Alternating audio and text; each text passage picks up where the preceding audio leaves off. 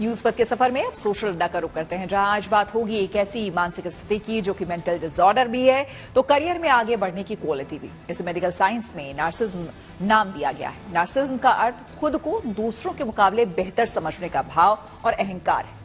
Narcissism को हिंदी में आत्मरति या फिर आत्ममुग्धता भी कहते हैं। कहा जाता है कि नार्सिसिज्म और नार्सिस्ट जैसे शब्दों का चलन ग्रीक देवता नार्सिस से शुरू हुआ।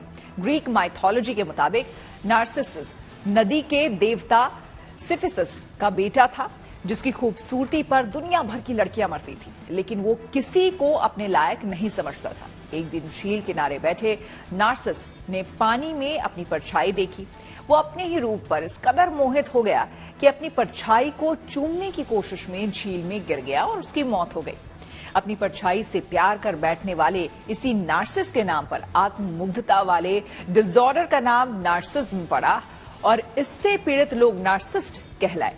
एक रिसर्च के मुताबिक दुनिया की 2% आबादी इसी नार्सिसिज्म नाम के मेंटल डिसऑर्डर से पीड़ित है।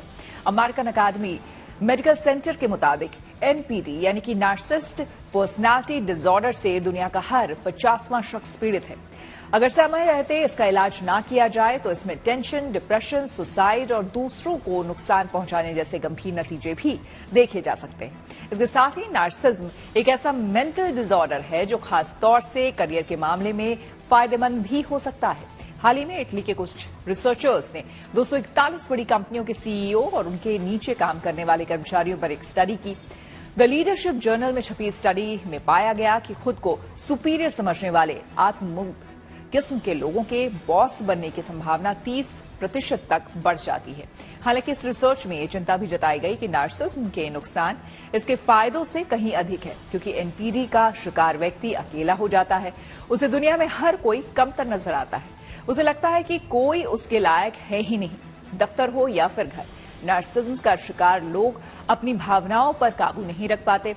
ऐसे में तलाक, गलत फैसले और लड़ाई झगड़े की आशंका बढ़ जाती है। मानसिक सेहत से जुड़े नार्सिसिज्म यानी कि आत्ममुग्धता को लेकर हमने कुछ लोगों से बात की और उनकी राय जानी।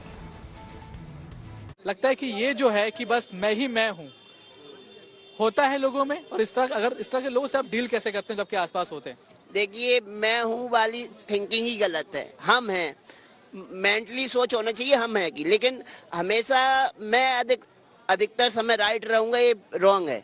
किसान आंदोलन चल रहा है, इसके पहले किसान आंदोलन हुआ तो प्रधानमंत्री जी ने ईगो पे तो नहीं लिया। ओके, उन्होंने सोच लिया होता नहीं मैं सही हूं और मैं झुकूंगा नहीं, लेकिन उन्होंने देश को पहले रखा और ईगो वो पीछे रखा। प्रधानमंत्री ने भी झुक के माना कि भाई ठीक है, तीनों कानून हम वापस ले रहे हैं, अगर किसानों को दिक्कत है तो वहाँ ईगो हट तो नहीं हुआ। देश चल रहा है ना, तो कभी कभी ईगो को पीछे छोड़ देना चाहिए अगर हमको तरक्की करना है तो। जिसके दिमाग में ये है कि मैं सर्वोपरि हूँ, वो अपने आप को तो फिर नीचा दिखाए। ऐसे लोग तरक्की बहुत करते हैं, ये रिसर्च कहती है। नहीं, तरक्की का एक अलग विजन है। मैं आपको बता दूं, तरक्की वो लोग करते हैं जो एक दिशा में बढ़ते जाते हैं। यदि आप ये सोचते हो कि मैं सही हूँ, वो तरक्की नहीं करता। जिस आदमी में ये क्वालिटी है कि मैं सही हूँ और जगह के हिसाब से वो अपने आप को सेट करता चला जाता है, तो उस बीमारी से पीड़ित नहीं है। उसको पता है कि मुझे यहाँ क्या व्यवहार करना है। सबसे बड़ी बात है आप कम्युनिकेट कैसे करते हैं अपनी बातों को।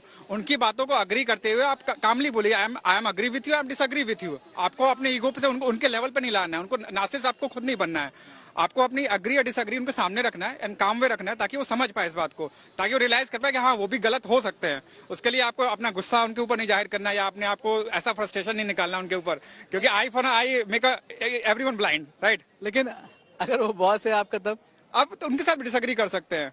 इवन अगर आपके बॉस है, आपको अग्री करना जरूरी नहीं है। आप कामली बोलिए, sir I disagree with you, ये मेरा पॉइंट है। बस सीधी सी बात है भाई, यदि आप में क्वालिटी है बॉस को सामने बोलने की, मैं तो उनको मूर्ख मानूंगा जो बॉस को बोल के नहीं कह सकता कि आप यहाँ गलत कर रहे हैं।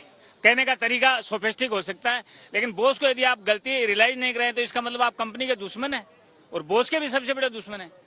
बॉस में ये थोड़ी है कि बॉस ऑलरेडी एकदम एक्यूरेट ही रहते हैं, नहीं, ऑलरेडी एक्यूरेट नहीं रहते ना। तो बॉस को आप यदि सामने से कह रहे हैं तो आप उनके अच्छे दोस्त हैं, और यदि बॉस में क्वालिटी आगे बढ़ने की तो वो आपको अच्छा दोस्त मानेगा।